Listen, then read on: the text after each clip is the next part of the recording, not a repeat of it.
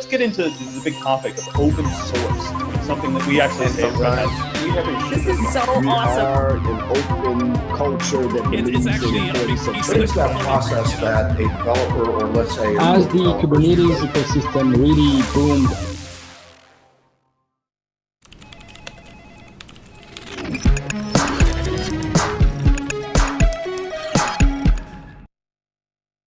Hello and welcome to this week's Ask an OpenShift Admin Office Hours live stream here on Red Hat Live Streaming. My name is Andrew Sullivan, and I am, as always, joined by my lovely and effervescent co-host, Mr. Johnny Ricard. How are you today, sir? I'm good. How are you? It's a beautiful Red Hat day, Johnny. It is. It always is. It always is. I've watched that intro video. I don't 50 times or something. How many times have we been doing this? Right. How many times have we had that video? And I was just noticing how much thinner I look in the very ending of that. I'm like, man, has the last year really been that rough on me? Jeez, I'm getting old. COVID 50. The COVID 50 is real. So anyways, hello everyone. Welcome to the live stream. So this is an office hours live stream here with Red Hat Live Streaming, which means that we are here to answer any questions that you happen to have, anything that's on your mind, anything that you'd like to talk about that is hopefully OpenShift related. We can't help with other things. We might try, but no guarantees. So any questions that you happen to have, anything that's on your mind, we're happy to do our best to help. If the panel of experts that we have here, and I have to say that I have two of the smartest people at Red Hat that I know joining me today. If we can't help you, then we'll reach back into the appropriate organizations, whether it's product management or engineering or wherever it happens to be in Red Hat, we'll find those answers for you.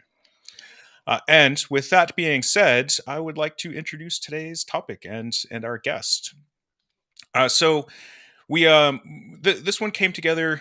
It's the culmination of several weeks of effort, of coordination with our guest, Christina. But it's a topic that is near and dear to our hearts and something that is interesting and exciting to me in particular, somebody who has been held many roles myself. So we are joined today by Christina Kyriakidou. Nope, I messed it up. Kyriakidou. Close. Yeah, that's correct. Who is a senior architect with the Red Hat Consulting Group. So, Christina, I'll let you introduce yourself, please. So as Andrew said, I'm Christina Kyriakidou. I'm a Red Hat senior architect. I've been in open source for about 15 years since my undergrad, and I've been working with OpenShift since cartridges were a thing. Way back in version 2, yeah. Nice. Yeah, I remember that. I don't miss it. I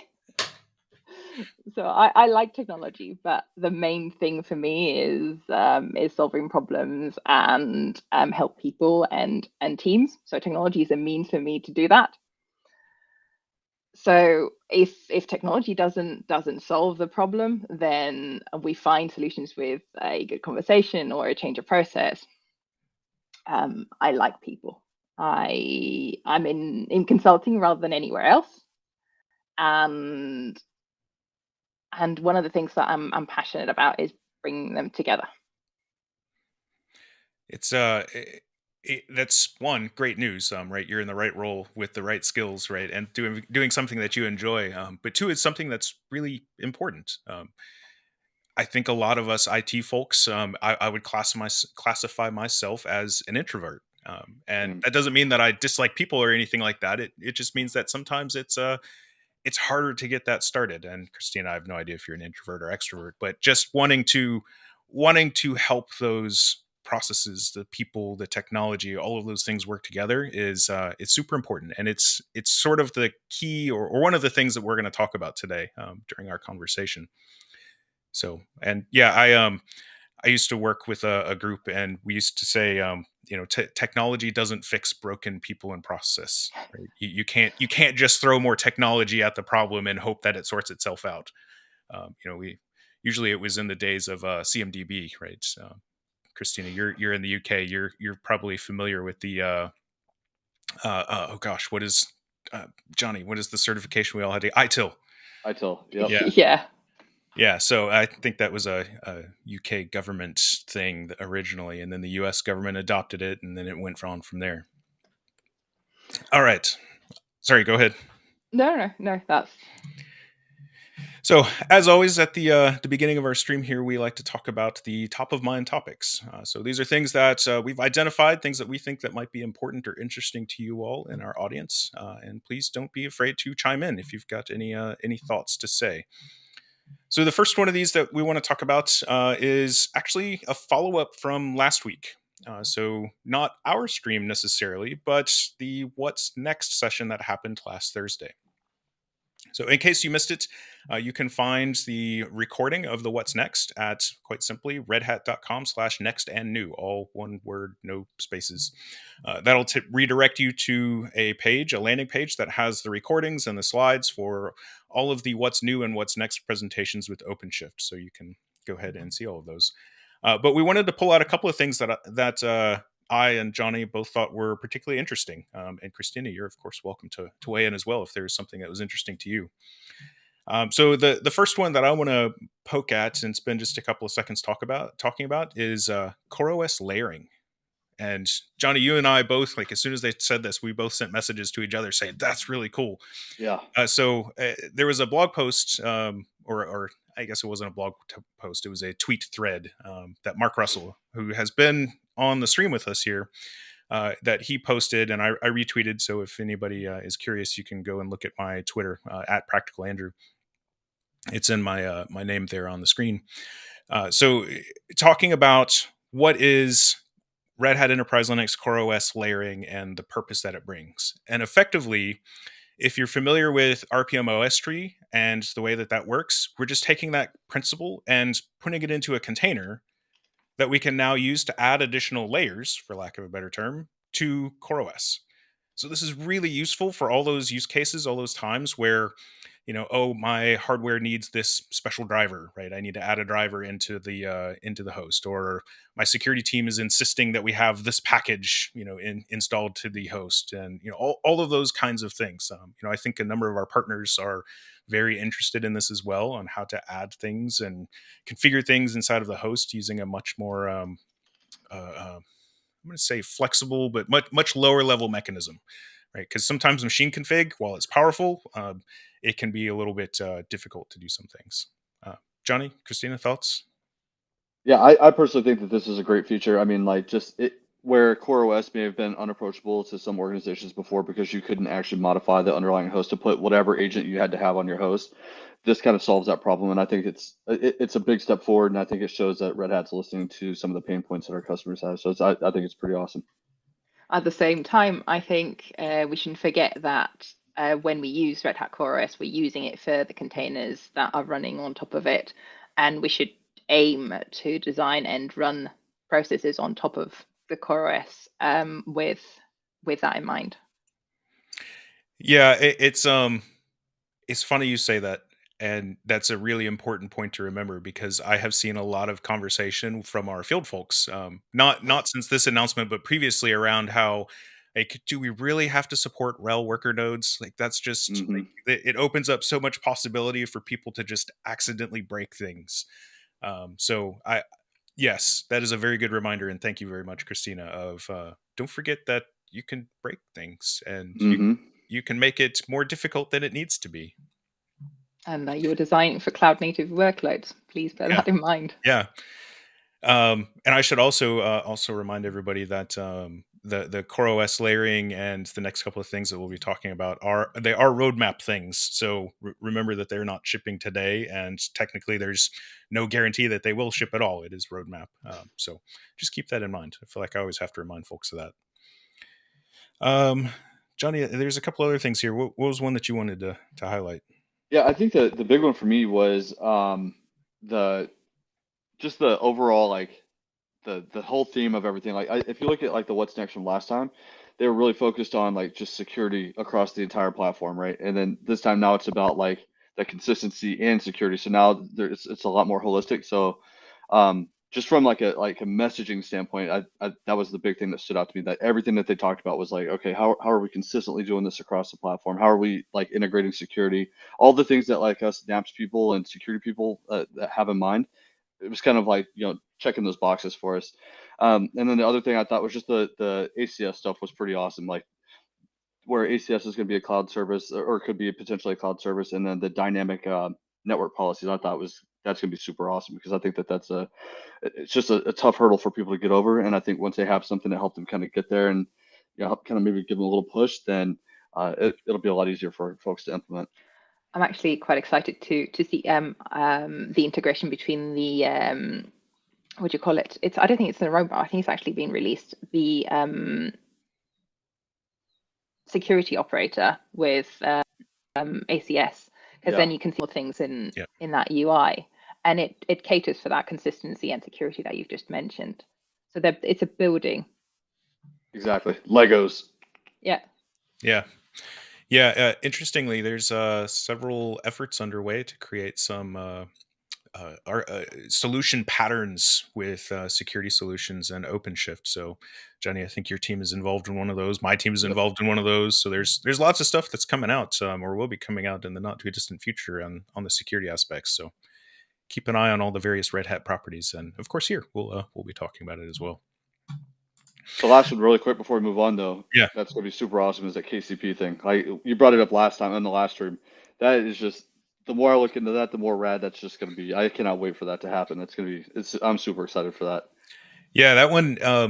It's one of those. I think once people understand what it is and the purpose it fills, it's going to be a huge one. Because at first it's like, oh, this doesn't make sense. This is very confusing, and it's abstracting the underlying, OpenShift and Kubernetes clusters away from the user, from the developer, the application team, so that they see a Kubernetes API endpoint that they have full control over. They can go in and they can deploy their own operators. They can do all the things that they need to do inside of there. But behind that API could be 1 or 10 or 50 or 5,000 different clusters. And it just transparently, works for their workload. So it's some really cool stuff that's coming down the pipeline. I'm excited to see what that turns into and when it becomes available. We'll have to invite that team on at some point, Johnny. Yeah, that's gonna be awesome. Okay, so just a couple of additional quick things that I wanted to hit on here. Let me share my screen as soon as I find the right window. Nope, not add source. We're gonna share this guy.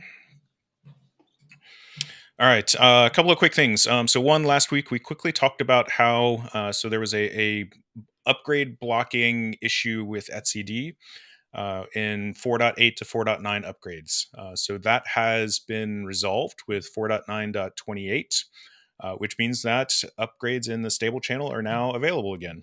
So if we come out here to the upgrade path and we go to stable 4.8, I am currently on, we'll go with 4.8.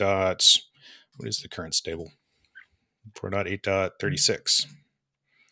So if I say 4.8.36, and we can see here that I now can go to 4.9.28. So for anybody who was waiting for that issue to be resolved, you can now update your clusters as a part of the stable release channel. So yay, I guess. Plan downtime maintenance windows, whatever that happens to be, and then we can continue along those updates. That should also, or that does not mean that 4.9 to 4.10 is unstable yet, however. So if we come down here to stable 4.9 and I want to go to my target version, you notice that there's still no stable for 4.10. So if you want to, if you're comfortable using fast, you can do those 4.9 to 4.10 updates. And remember that 4.8 to 4.10 is the first update that will have the accelerated updates associated with the new EUS policy. So for when you're doing that upgrades, basically it pauses the machine config pool rollouts while the control plane does the 4.8, 4.9, 4.10 upgrade. And then once the control plane is at 4.10, it unpauses the MCPs and the nodes go directly from 4.8 to 4.10. So, and we've got a blog post about that somewhere. I need to dig that up. The other thing that I wanted to touch on here, just very quickly, is this blog post. So let me post this into Twitch. Oh, I don't have Twitch open. Here we go. So this blog post, which talks about bringing your own scheduler into OpenShift. So this is something that has been asked about.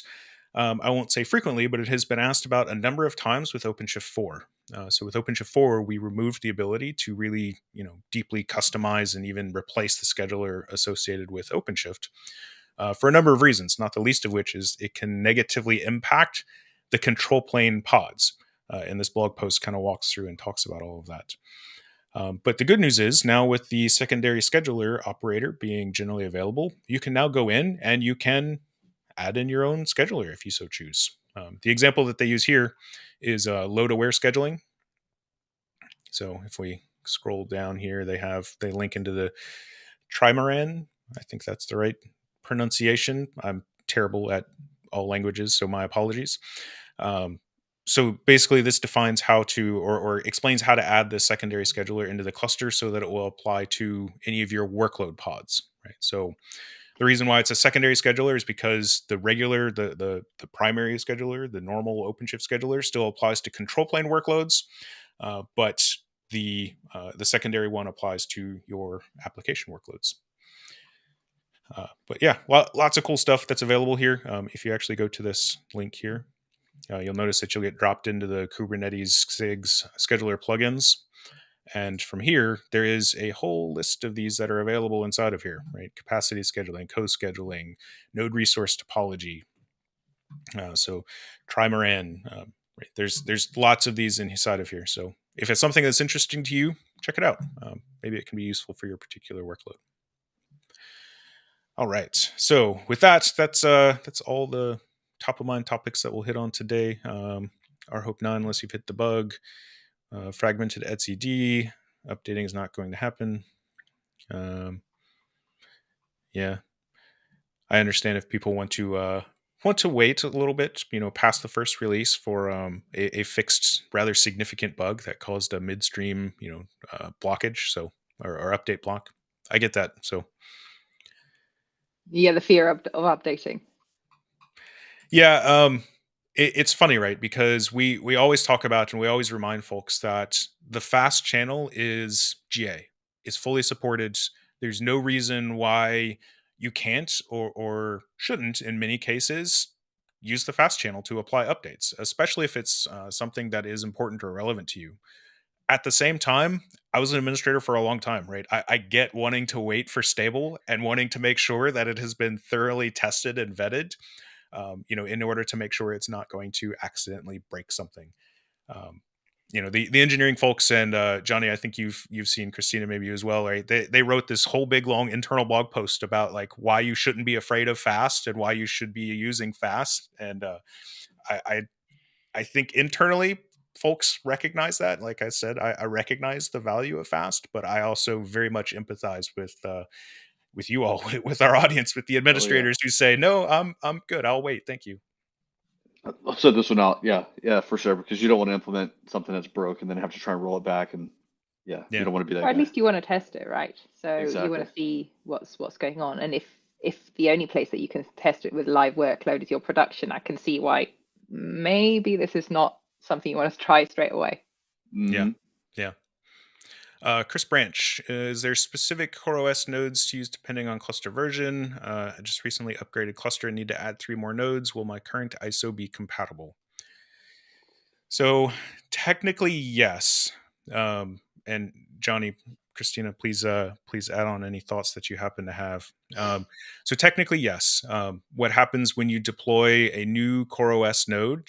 So you point it at its ignition config, and it goes to the machine config server and pulls down the full set of machine config. And one of the first things that it does is download the new CoreOS version, which is in a container, and put it onto the host. So technically, it'll update itself to the current version. Generally speaking, though, the most common recommendation is it's fine to use a CoreOS version that is within the same minor release version as your cluster. So if your cluster was originally deployed, say 4.6, and that's the ISO you've got, but you've since updated it to, say, 4.9, you would probably want to deploy your new nodes using 4.9 rather than 4.6, just to simplify things a bit. And just to key in there a little bit, like we talk about it a lot, 4.9.15, you will not have a 4.9.15 CoreOS ISO most likely. There's only going to be 1 or 2 releases per minor release for the CoreOS image itself. Yeah. So they're not married to each other. The core or the OCP cluster version versus the CoreOS version. And if you want to find out which version that you're actually using, there's always the release.txt you can look at to find, okay, is this the same as before? Have we got a new version, etc. Yeah. Yeah, and the release.txt is that's available via the mirror, right? Yes, mirror.openshift.com. Go to the mirror and go to OpenShift v4, and I think we have to go to dependencies for that one. Here. And then CoreOS and 4.10 and 4.10.3. And am I in here? No, it's in client. So sorry, I pasted a link. No, you're good. Let's see. OCP. I very rarely look at it. Can you tell? So here's the changelog, and there's an HTML version of that, and then down here's the release.txt. And very much to your point, it has all of the different versions, everything that's inside of here, including, if I remember the name of it, I don't remember if it's CoreOS. Yeah. So, and to be clear, there won't be one with every single release, but there should be a container image inside of here that has that CoreOS release inside of it. So not every release has a CoreOS update. But yeah. I was just looking, one of the things, where did I have So it that says up? under component versions, Machine OS, Red Hat Enterprise Linux, CoreOS, it says the version. Yeah, so you can see the last time it was updated was the 5th. So probably, since we do weekly releases, it's probably 2 releases ago. Mm-hmm.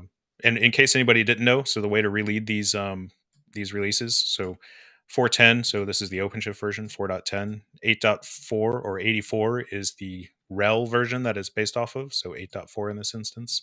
And then this is the date that it was actually built. So 2022 04 05 at 0541. Yep. Let's see. I see chat. Can you teach Ansible Tower? I can spell Ansible Tower. That's about the extent of my knowledge on it. So Johnny, I think you have far more familiarity with it than I do. I was just going to be a smart aleck and say it's Ansible automation platform now. It is now. In fact, it's automation platform version 2.1. People got too used to Tower, so we changed the name. So yeah, I think Christina, you have quite a bit of experience with AAP, don't you? I have some experience with AAP, yes, and a bunch of other Red Hat products. I don't teach courses on it, but of the ones that I have attended, we have some very interesting content on it. Yeah, I know, can we, the three of us, teach Ansible? No, possibly not effectively. You could try. You could try.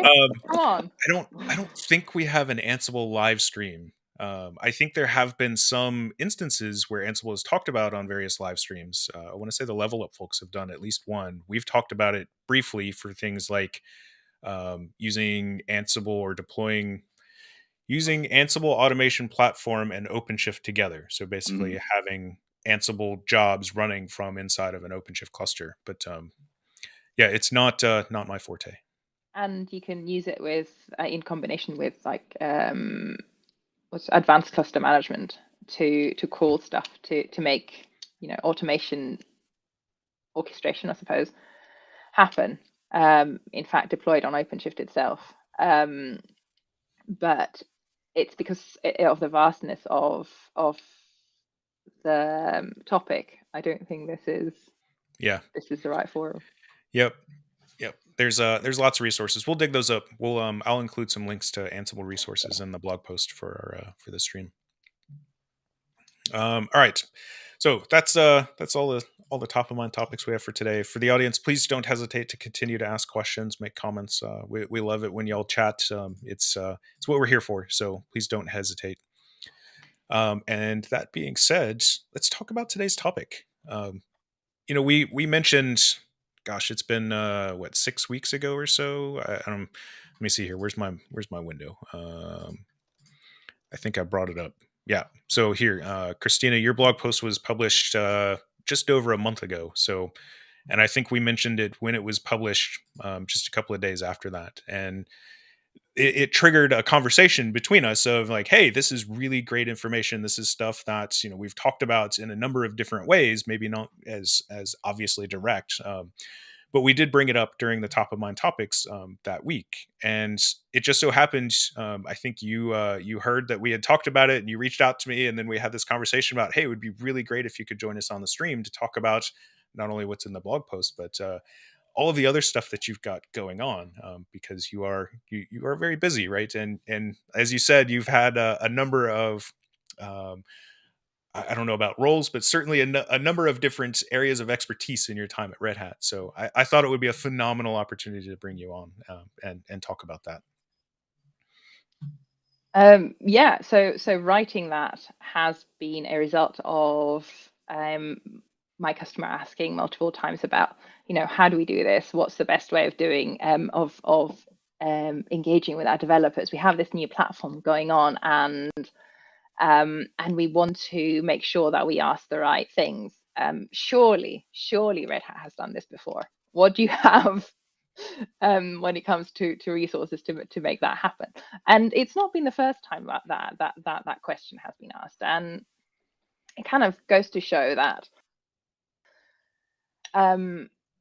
if you're actually being really lazy and you want to be lazy, you should write the blog post the first time that this has happened. What's that thing about automation, right? Is the same way. If you instead of doing a task that takes 10 minutes once, you spend 4 days writing automation to do the task once.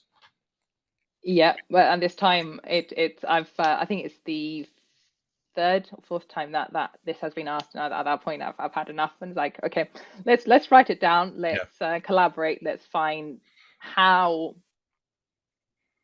should we approach the subject of introducing new workloads to the platform.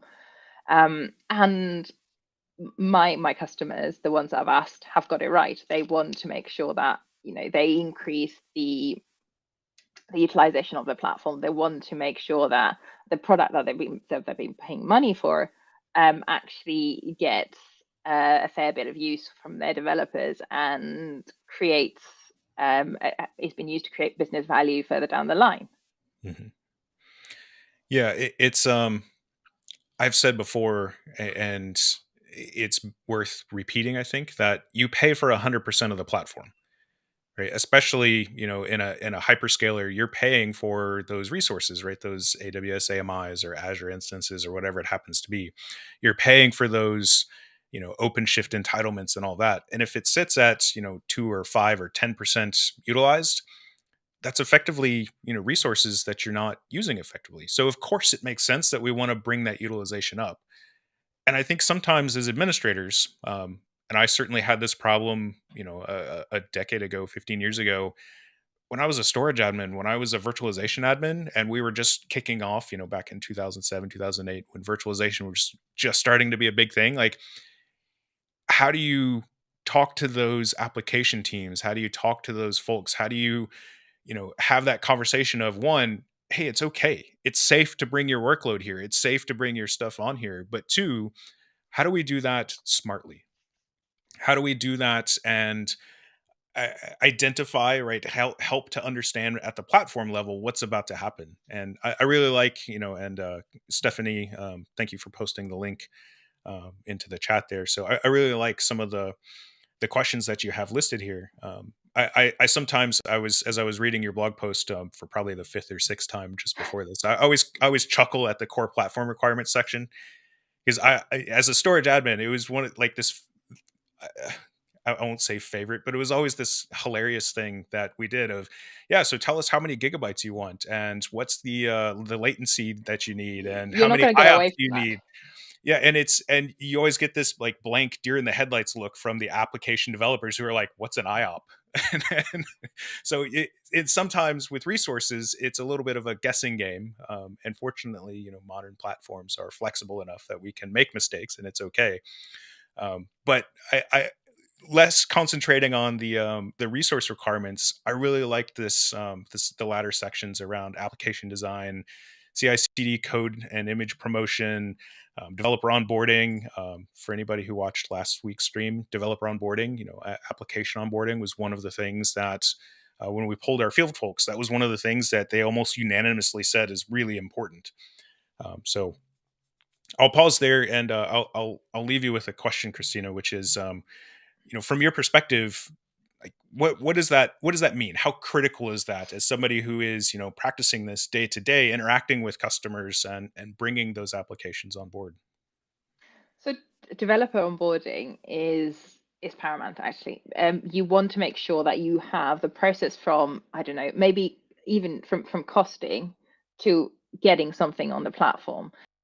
If you're an enterprise running OpenShift, you're not going to your system administrator that says, I need a project on OpenShift. It's not usually how it works. It works with I have a cost code, and I have budget, and I have 3 developers that want to work line on containerization on this particular business problem. How do I onboard them on the application? And there's quite a lot of things that you want to do, and it doesn't necessarily mean that you have all the answers, but what you should start with is automating the bits that you know the integrations for. Mm-hmm. And I see one of the comments there. Clenskef74. It likes the questions in the blog, but loads of application developers can't answer many of them. Yes, that is entirely correct. They cannot answer many of them, but it's the whole point of having those questions is to see how far your developers are during their design phase, during their implementation phase. Have they considered any of these things, or are they things that you can help with? So if they don't have the resources for consumption for these things, maybe this is the point where your organization wants to consider a sandbox to say, okay, developers can onboard here and can test, and they can see, okay, we've got these resources requirements that we want to go further down the line for. And there's loads of things that you can do for that. So yes, it's not for real production workloads, but you have to start somewhere. So if you don't have anywhere for your developers to play and find out these things, then maybe you should consider that. If you do, then you have half the problem solved. And then this is why you have progressive environments, to learn a bit more before you end up in production. Yeah, when we were chatting yesterday, about the stream, we talked briefly about, having day 1 requirements is one thing, but day 365 is likely to be entirely different than day 1. And so, this set of questions is, it's one of the tools as you go through and do that onboarding process and that growth process and that learning process with the application and the application team. But really, it should be an ongoing conversation as both sides, application and operations, learn more. Exactly. And you say application, I would say applications. So the first thing that you're going to start with is one use case and one set of requirements. To say, I would like to make this an example as to what I want to run with further down the line in production, and say I've got 15 requirements that are core and I want to satisfy them. And then on day 180, you say, okay, well, what about application number 2? And then you say, by the end of the year, you have improved your platform features by taking in account what your application teams require. So if I say as application 1, I want stateless applications running on OpenShift, and I want a little bit of a scale up and down. that's all you're going to get. There's nothing particularly sophisticated, and I would say start with that and then add more and more complex features on it. So like further down the line, you might want to say, I would like to add storage replication or storage clusters attached to this so that I can have some kind of disaster recovery across the board for applications that are non-stateless. Or I would like to use some kind of a backup and recovery method for applications that require it, again, that are that are stateful. So the as you said, the requirements that you have on day one are different to the requirements that you're going to have on day 365. Yeah, it's interesting to me that you mentioned some of those things, and I see that there's a bunch of questions. We'll get to those in just a moment. Thank you everybody for asking, because as a storage admin who has watched and participated in things like CSI and seeing how storage level features like snapshots, like replication, we had Annette Cluett on a few weeks ago to talk about, using the Ramen DR project to set up storage replication in a Kubernetes native way. What's interesting to me is that anecdotally, I don't see a lot of application teams, developer folks who really utilize those features. And I think it's because they have never really had access to it. I look at, when I was a storage admin, we had, features like deduplication and compression and snapshots and all of these other things. And, VMware integration with, the storage arrays to do, offloaded snapshots and all this. And it very rarely got used. And I think it was largely because they didn't know about it or they didn't understand it. So it's interesting, that you talk about those types of features, because I think that we need to work, again, that whole bi-directional communication. Johnny, I know you and I, when we worked together at the same customer, right? I know you saw the same thing I did, where we have to have those conversations, and it has to be on an ongoing basis.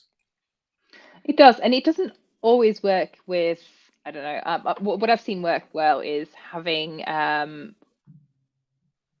discussion forums. So kind of having 2 hour a week, perhaps, as part of your team, saying, okay, 1 or 2 people are going to man this, and we're going to have an open call with developers to solve some of their problems for the people that are running on the platform. And for the people that want to onboard on the platform, you have different discussions. That you open a conversation around some of those requirements that I mentioned in that blog post, understanding the application, understanding if the architecture of the underlying platform would satisfy those requirements, and then feed those in to your product owner and say, I would like to add these features, or we have demand for these features. Hopefully the product owner would be there in those discussions as well, and then they'd realize we have a demand for these features, and then you'd add it into your backlog to make sure that they happen. But as you develop them, you would want to make sure that you're doing the right thing for your developers, because a new feature might come down the line that would make either your life easier or much more difficult, depending on on what's going on. So you'd want to keep you'd want to keep the developers as well as your product owner in the loop as to what's going on in your platform development. And I think having interactivity, so having sandboxes, having test beds for your developers for the platform is a good way to go. I like this this concept that you're kind of hinting around the edges of an office hours, if you will. That sounds familiar. Seems like a good idea. Yeah. Okay, let's talk a few questions here. Let me scroll back down to where I last left off. Let's see. So Clinkas 74. One, I love that you're posting code into the chat box here. That's awesome. So for anybody on YouTube, I'm sure that got cut off because YouTube has a 200 character limit.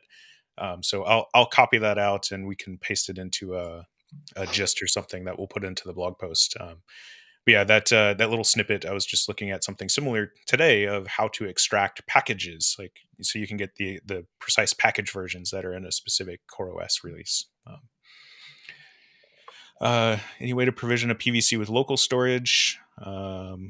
And thank you, John, for responding. Host path provisioner would be one way that you can do that. So there is the, gosh, what's it called now? I think it's tech preview, or maybe even like just upstream available. I think it's the local storage operator. Well, there's the local storage operator, and then there's another one that is related to what the ODF folks are doing with single node OpenShift, where it'll provision local LVM volumes. It's like a local LLVM operator or something like that. So there's a number of different ways. One thing that I always remind folks is that with the host path provisioner, it doesn't manage the underlying paths.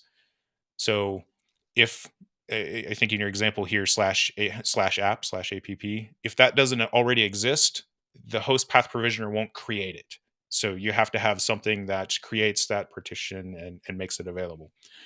And then the other one that you mentioned there, Johnny, the local path provisioner, that one, I think there's another one, I think it's local path provisioner, that will create those, but it's not straightforward. So yes, it's possible. We should probably do a little bit of research and organization of our thoughts around that, so that way we can give a better answer. I forgot about the LVM one. Yeah, that's the new one, the latest hotness. Yeah. Let's see how OpenShift manages the Istio for routing concepts. So I don't know the answer to that. That's that'll unless either one of you are familiar with service mesh. That's probably an Ortwin question, which we need to get him back on for a part 2. Mm-hmm. So I think that Istio has its own control plane, and it will create those routing rules inside of the service mesh in order to bring traffic to and from the various pods and all of that according to policies. And it will replicate them across. Yeah. And it will replicate them across, which is one of the reasons why we found replication cross clusters to become a bit performance intensive. So yeah, and Ortwin very rightfully, right, we talked about that when he was on the stream of, hey, there are resource requirements. It does add some latency. It does add CPU and RAM and network throughput requirements when you deploy a service mesh. So take that into account. Lewis, new to OpenShift. I don't know much about it. Where do I start? So great question. One that we that we love getting. Welcome to OpenShift. We hope that you have fun here. So I always encourage folks to first and foremost try out learn.openshift.com. So let me share the window here. Oh, I posted the link, but it got stripped out. That's why I was like, where is it? I know I put that link in there. Okay. Yeah. So let's see. Where did my window go? Stephanie, if we can share my window here. There we go. So if you just go to learn.openshift, cannot type and talk at the same time. So learn.openshift.com will redirect you over to now developers.redhat.com. And if you scroll down here, there is a whole bunch of resources that are available. A lot of them are developers centric. But if you get down here to this interactive lessons section, there's a bunch of stuff that's inside of here. So a lot of these you can go through and, literally like the OpenShift 4.9 playground, you can click the start button and it'll take you to the screen here. I click start and, oh, there must have been one already ready. Usually it waits to provision one, but you see just like this, I'm in a real, I'm in a real cluster. It's a code ready containers cluster, but it's a real cluster where I can have access to, and I can, do a lot of different things inside of here in order to learn in a completely, safe, harmless environment. The other thing that I always recommend to folks is go to try.openshift.com, which is also a redirect now to redhat.com. But from here, you see it has a bunch of different jump points over to get more information. That being said, there is also the it is the DO080 learning course. Let's see what old DuckDuckGo comes up with. I am in the US. Thank you. So this is a free You can see here, cost is $0. So it is a free course that anybody can go and register for on the Red Hat Learning site, and kind of give you that high-level introduction into OpenShift and deploying applications inside of there. I would be very surprised if that is true. OpenShift Container Platform 4.1 appears that course description needs to be updated. But yeah, that is another way that, again, no cost, you can get started there. And last, I realize that I'm banging this drum quite a bit. Last, our communities. So you have, among other things, the OpenShift Commons. So if we go to openshift.org, which now redirects over to okd.io. So our upstream Commons community, OKD, so they have a great community of folks to help. You can also go to like the Kubernetes Slack. So in the Kubernetes Slack, there is an OpenShift users channel that you can participate in. I think several of folks who regularly watch the stream are active in there. So lots of different ways that you can reach out. And of course, here on the channel, you're always welcome to ask questions to the live stream hosts. RHope9 Discord. Yeah, there is Discord. I will be honest and point out that I'm not very active on Discord because too many chats. I'm also not on Discord. No, not on Discord. Well, I'm on Discord for gaming. Yeah. Let's see. Did I miss anything? There's another question from Jamie. I think it's Gonzalez. Mm-hmm. Man, I'm sorry if I ruined that. But he's asking if we could speak to the reasons for developing on the platform versus developing locally and then running on the platform. So why should I develop in my cluster versus local and then push? It entirely depends on what you're developing, right? Yeah. I'm thinking, so Andrew's getting out over his skis here. So there's concepts in the developer world of things like inner loop and outer loop. So inner loop is being able to quickly write and test and iterate on your code using whatever resources. So a lot of times in the Red Hat portfolio, we talk about things like code-ready workspaces or code-ready containers. One was running on your laptop, one is running in the cluster.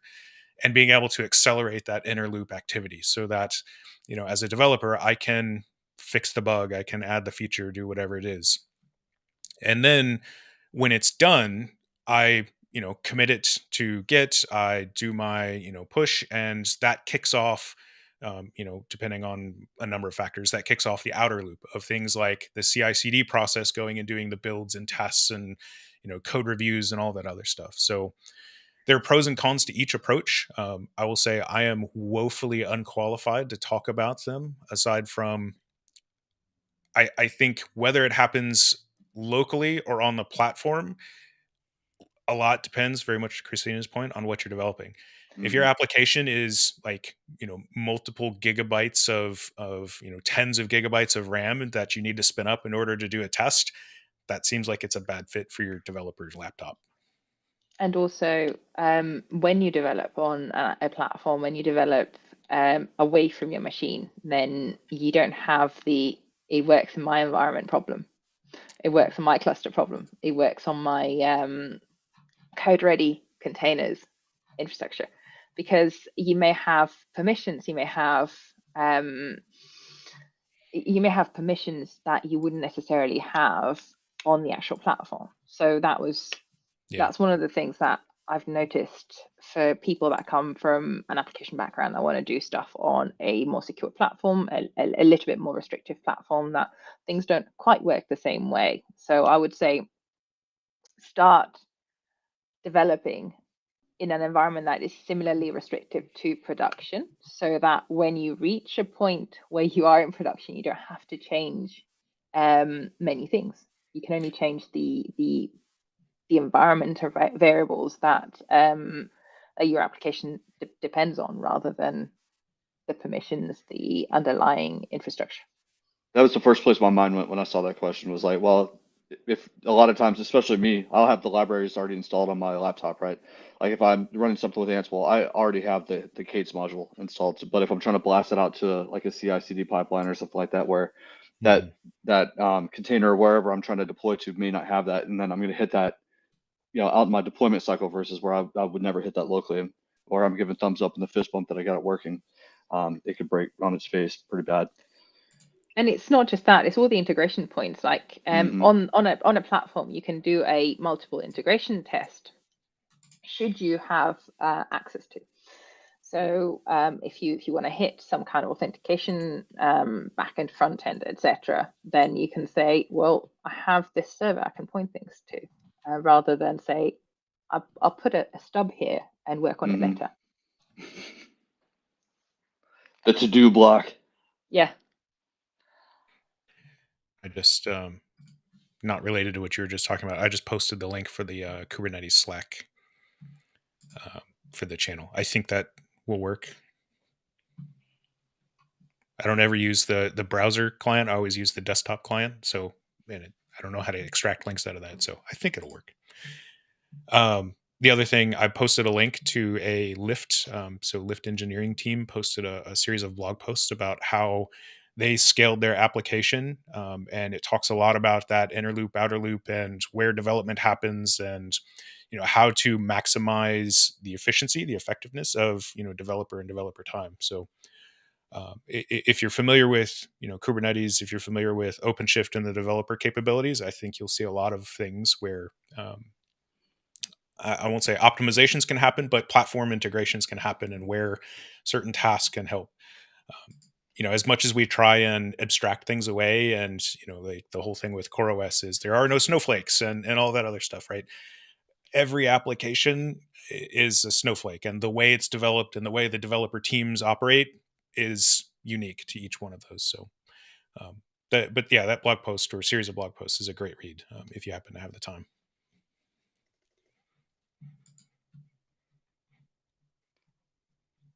I'm So there's one more question.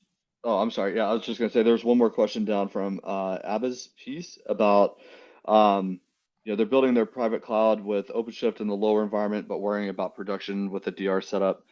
So basically, they're building low, deploying high, and so the concern is when they get to the production cluster, how do they set up DR in a SRM type fashion, from VMware SRM type fashion?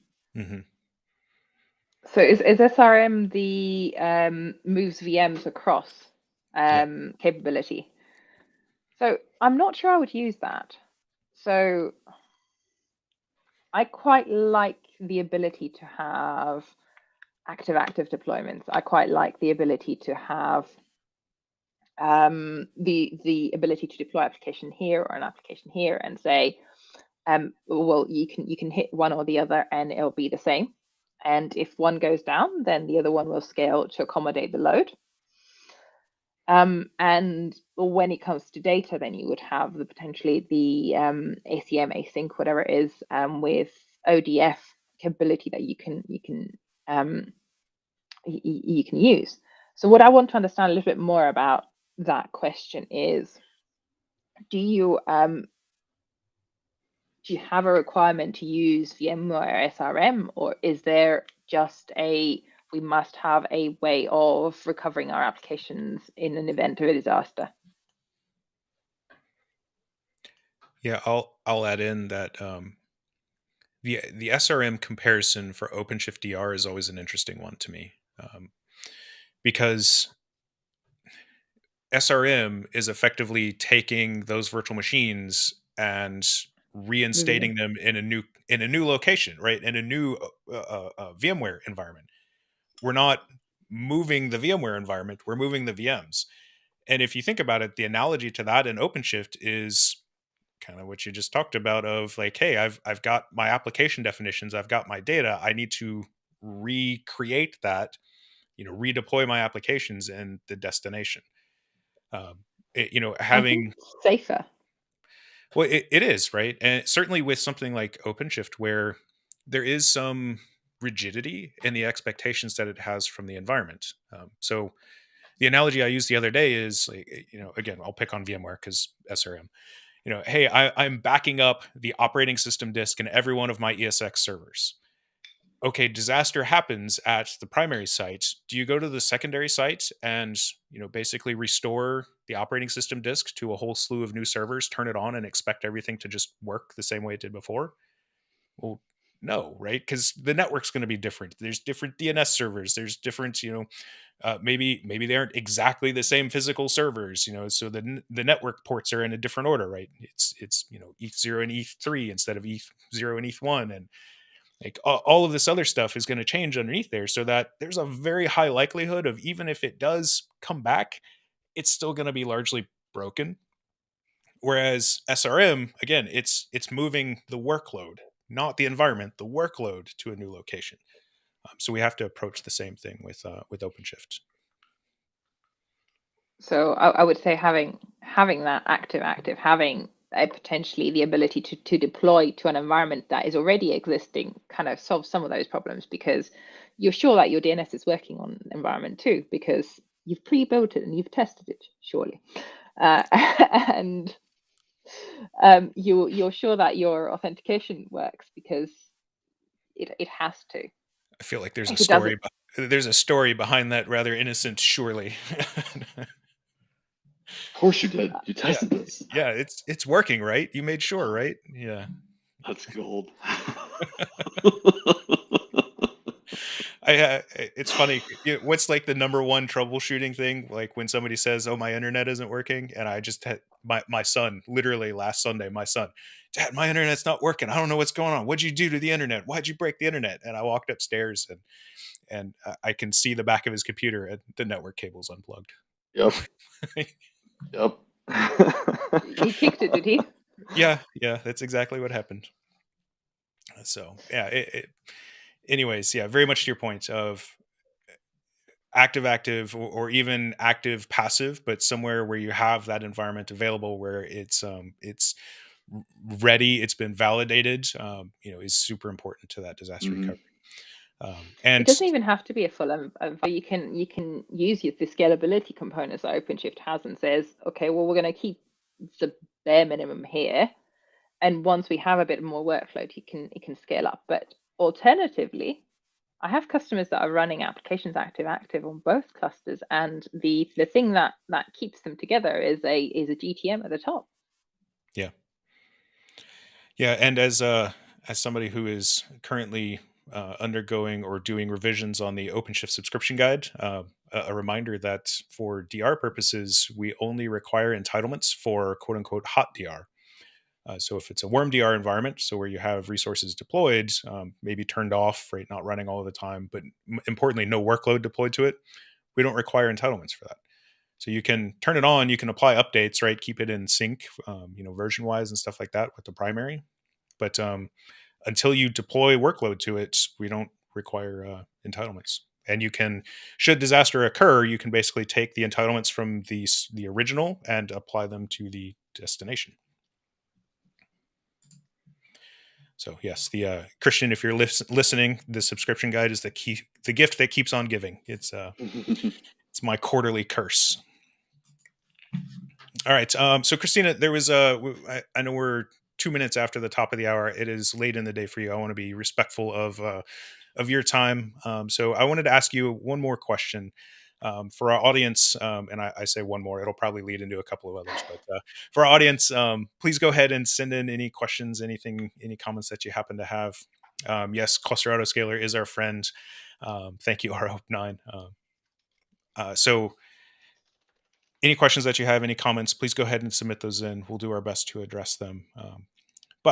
So one of the things that we had talked about yesterday and as we were leading up into this is, how do we as administrators, who sometimes, I think struggle to understand how our clusters are being used by application teams and stuff like that, how do we provide that business value justification, rationalization up to our own management chain? And this is, it's again something that when I was a storage administrator, every year it was, why do you need 2 petabytes more storage? What are you doing with the other 30 that you've got already? Why is it only at 60% utilization? Like, you've got way more than 2 petabytes. Why can't you just do this? or free. Why can't you just use that? So I'd be curious about your thoughts and anything that you have on that. That's a good question. So in previous OpenShift versions, we've had reporting mechanisms that showed a little bit more about the utilization. Now what we have is the cost management software as a service service that Red Hat provides, and I find that it's quite useful to use that to report what you have currently. Of course, you have to do the background work of, okay, how much does my infrastructure actually cost me? What is the management cost? What is the server cost? What is the actual storage cost, etc., to run my underlying infrastructure? Then kind of once you have that set down, you can say, okay, now I have OpenShift running on this infrastructure. I would like to know, what does an application use? Is it worth me running 10 clusters when each cluster is running one application each, when they can have a overhead of, I don't know, 6 servers for running control plane and infrastructure services for the platform? So I would say at that point, you would be able to justify your I want to say cluster density. So how many applications you're running on each cluster, given how much each cluster actually costs you to run. And I want to. I quite like that. Yeah, it's the same thing in my mind. I map it to the same thing that we do with like performance, right? Oh, the performance isn't what I expect it to be. Here's a list of 10 things that I can do to improve performance, and you want to kind of check that before and after. And what you just described is effectively, hey, I can look at and I can see from a cost perspective, what's the most efficient way of running my clusters, of hosting the applications in my clusters. And I think there's 2 things that are important there. One, the actual cost doesn't often matter, right? I mean, yes, I'm sure somebody somewhere cares about how much it costs, but rather it's, it costs, $100 to do it this way, but I can prove that it costs $90 to do it this other way, or $110 to do it this other way. And it's the relative cost. Exactly. Which brings me to my other, and I'll say that this is a controversial one. I don't think that, like you were talking about at the very beginning, identify how much it costs in infrastructure and in manpower. I don't think you actually need to know the real numbers there, so long as they are correct in their relationship to each other. Well, it depends entirely on whether you're doing cross-charging in your underlying platform. Yes. But you're absolutely right, because like a large percentage of companies using OpenShift Kubernetes-like environments don't necessarily monitor their underlying usage, their cost, and you can learn quite a lot of it. So from it, you can learn that, I don't know, your developers prefer, if you're doing your tagging right, your developers prefer using JBoss applications, or they prefer using Python applications for whatever reason, over something that your organization is trying to promote. Or you can learn that if you do your tagging across cloud providers, that your application teams like using one cloud provider over the other. Mm-hmm. When you have a clear directive to use something else, so you can learn quite a lot by tagging and tagging your applications and using cost management to understand a little bit more about, okay, where does your cost lie? How do you distribute cost across cloud providers? And if you do your homework right, you can do your cross-charging effectively, or you can, even if you don't care about the prices, you can learn quite a lot about your utilization across the long term. Well, it's all about getting value, right? At the end of the day, it's getting value back to the customer, and that value could be in any form. It could be financial, it could be performance, it could be availability. There's all these different things that could like lead into like that value, factor or whatever.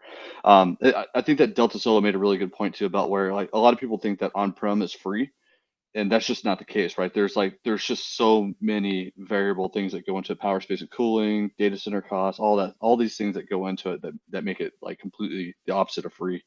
And so it really makes a good argument though towards cloud versus on-prem versus, like you said, Azure versus AWS. Like, well, I prefer this over this because of it's just the little nuanced things that devs have and engineers have. Yeah, how many of us have those spreadsheets of And how much each RU in the data center costs, and how much admin, how much does an administrator's time cost, and how do Yep. I aggregate all of these things into the OpenShift entitlements, and how do I it's one of those things of it's never going to be right, and you end up in this pedantic conversation where it doesn't matter so long as they're relatively close and the ratios are right or relatively close. That's the important factor. Sorry, I interrupted you, Christina. so I was going to say at that point where you say bringing value to customers, I know organizations that keep using strict quota to charge their customers by things that they might use, or they're up to the point that they're allowed to use versus to the things that they're actually using. And that's the point where you actually bring value to your customers, saying, okay, you've used the entire cluster and we're very happy, but you're paying us. And you've used only a tiny bit of this cluster. So yeah, this is the respective cost of what we're doing. Or you're our biggest customer, and therefore we're going to cater for your features now because you're using this much, and we want to make sure that you're successful. It has quite a lot of other implications. Managing and understanding where your costs and what your utilization is.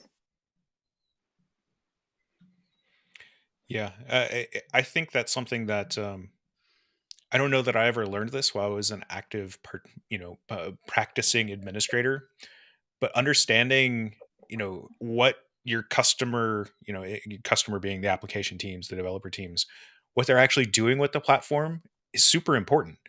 I was always one of those Totally. super nerdy guys who's all like, yeah, let's add this feature. This is really cool. We can do this, and then nobody actually uses it.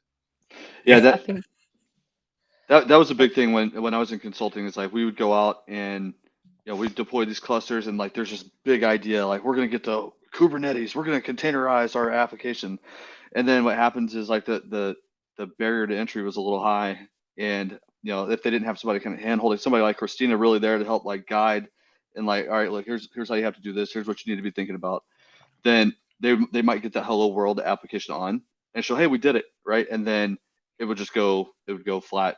My friend KO, he would sit here, he talks about empty clusters all the time, like that's like his main mantra, and getting capability on these clusters. And that's really the thing, right? Is we don't want them to buy something as awesome as OpenShift and then not ever use it because it's too hard, or they just don't know what to do, or whatever the reason might be.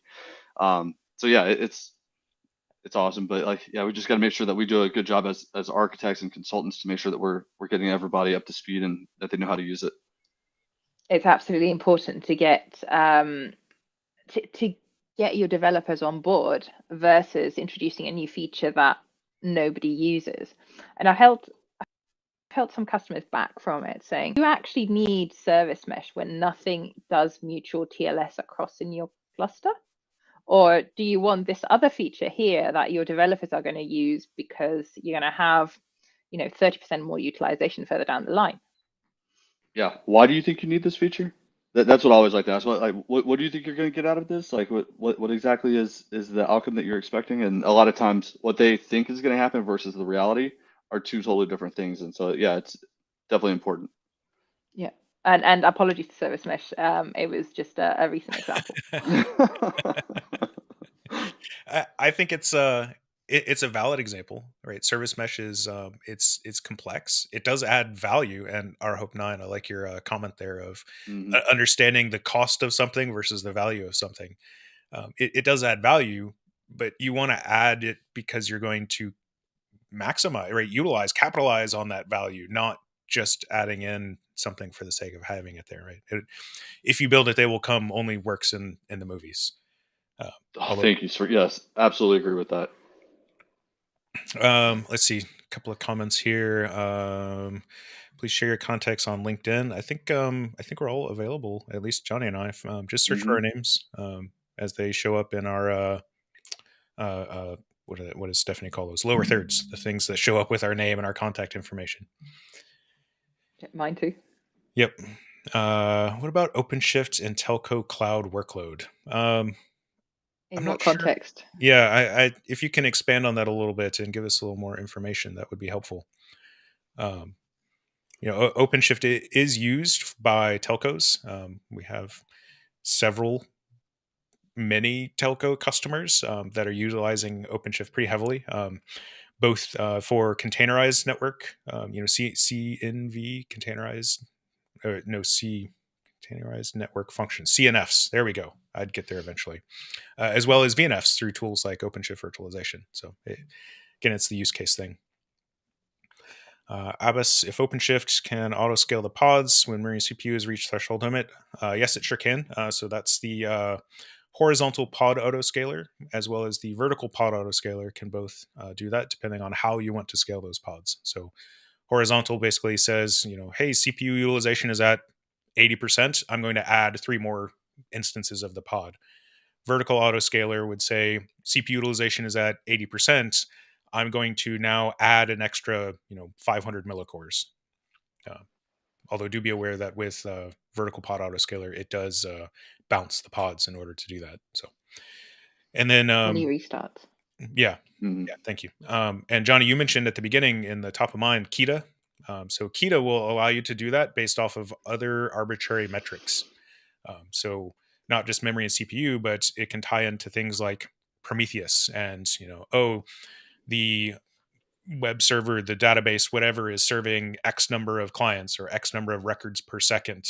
I need to scale that up or scale that out.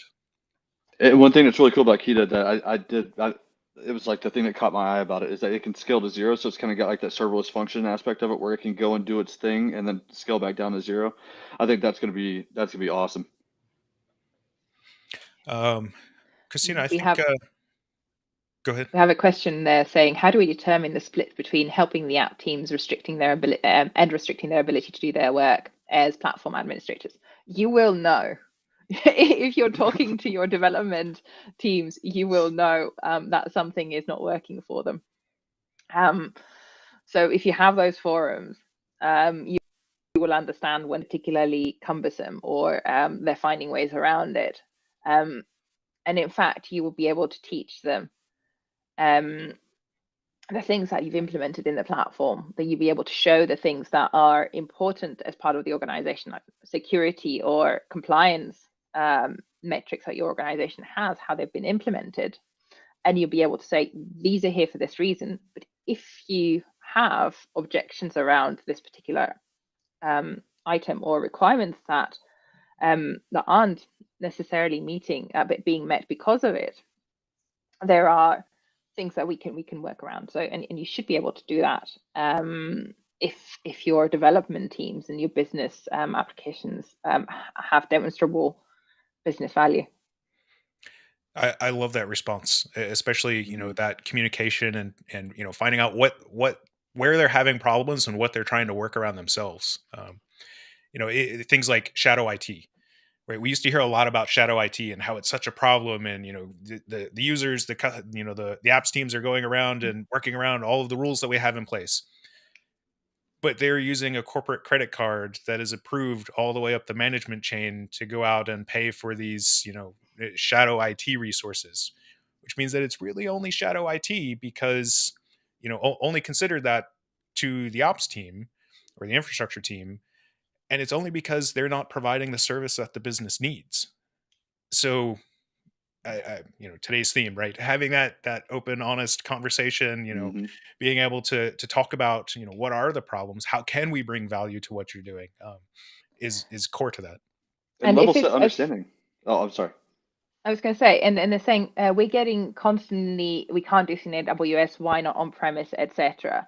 that's a conversation you can have with them, and then say to your I want to say chain of command management chain that this is something that is a feature, that is a requirement, that is something that you want, that you feel is necessary because you have these customers that requiring it. So it could be a not at the moment, and maybe later down the line because you have these features to implement right now. It could be it doesn't bring business value and therefore we're not implementing it. It could be let's get on and do it right now because it's really important. Yeah, I'll even add a different aspect of that, of particularly with containers, I think, and Kubernetes-based applications. There has been a cloud native. There's a shift where some of the responsibility for things that previously happened at the infrastructure layer now happens at the application layer. And I think DR is a perfect example of that. Of yes, we can make OpenShift behave exactly like Red Hat virtualization or vSphere or something like that, and how it does DR. But the complexity and therefore the expense associated with that is going to be substantially larger than if we just go to the app team and say, hey, if we do this, can you make the application do this, right? Let's meet in the middle. And then it balances out that complexity, that cost. It's a shared responsibility. Everybody has some some vested interest in it. So I think it's something that gets overlooked a lot. I don't know if you see it that way, Christina. I missed part of it. Sorry, my connection is not. I think started to waver. That's okay. Basically, just saying that we need to have conversations around what the infrastructure and the platform is capable of providing versus what the application is responsible for. Whereas previously, things like DR, the application basically absolved themselves from it, right? SRM. I put it in my VMware VM, and SRM just makes sure it's at the new site. And we can make OpenShift behave that way, but it's complex and it's expensive. So let's meet in the middle where the application takes on some of that responsibility. And I don't think it should, because there's quite a lot of stuff that you don't want your platform to take over. So why on earth would your platform want to back up and restore your database? You should know how to do that because it's your database. We shouldn't be. It shouldn't be managing data to that extent. So there are definitely use cases where you want to say, yeah, your disaster recovery is absolutely a mutual understanding between developers and sysadmins. Yep, that whole DevOps, right? Just open the communication lines. We love to throw around the term DevOps, right? That's right. All right. So I'm just reading through any of the comments that we have here. I do. It is 12:22 my time, which means that it is 5:22 for you, Christina. So I'm going to say we'll give it another 3 minutes for anybody who has any questions, comments, etc. to weigh in. Please don't hesitate to do that. If we don't get to your question or you feel like we haven't answered it adequately, please don't hesitate to reach out. So you can reach me on social media at Practical Andrew, on Twitter, on Reddit, on all the various places. And then you can also send me an email directly, andrew.sullivan@redhat.com. Don't mind anybody who reaches out. Johnny loves it too, and if you send me an email, I usually include Johnny as well, just for good measure. So yeah, please don't hesitate to reach out to us if there's anything that we can do to help. And again, if we misunderstood or didn't get to answer your questions. Chandler, so Chandler is very slyly reminding us there that next week we are going to be hosting the OpenShift virtualization team. So they're going to be showing us some really cool integrations between OpenShift and virtualization via OpenShift virtualization. So I'm not going to spoil it other than to say that there's some really cool stuff that we can do with things like GitOps and pipelines and lots of other stuff that we might be showing there. Nerd stuff. Yeah. And on the comment on GDPR, I really don't want at it. I'm so sorry. It's caused so many headaches. And yes, it's a complex problem. And yes, it manifests when you have shadow IT. And there are a lot of gates to make things law approved. Mhm. I don't think the next 3 minutes are going to cover it. I cannot. I have an inkling of what you're talking about, but I cannot speak authoritatively about it.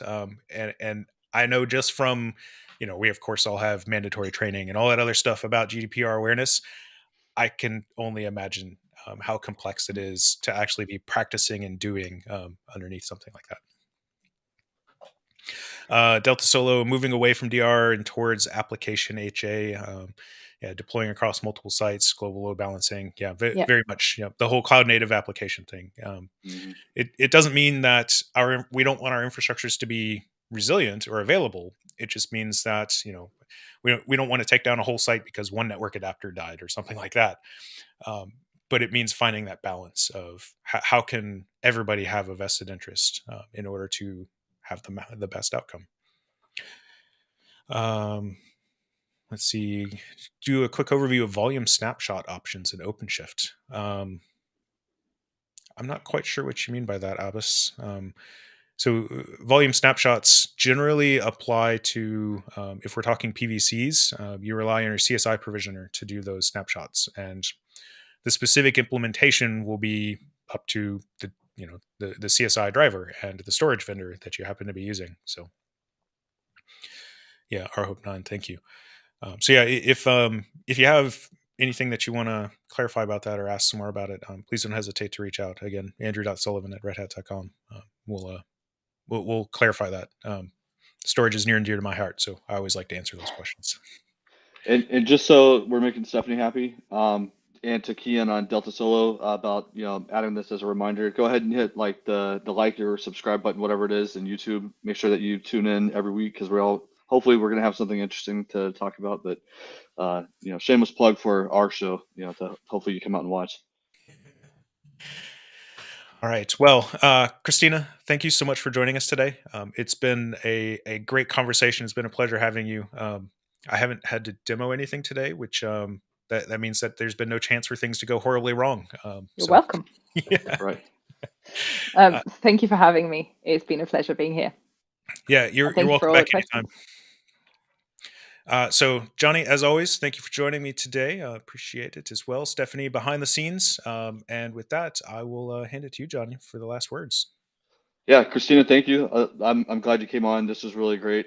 Next time I'll email you. I'll put not spam in the subject so that way Please do.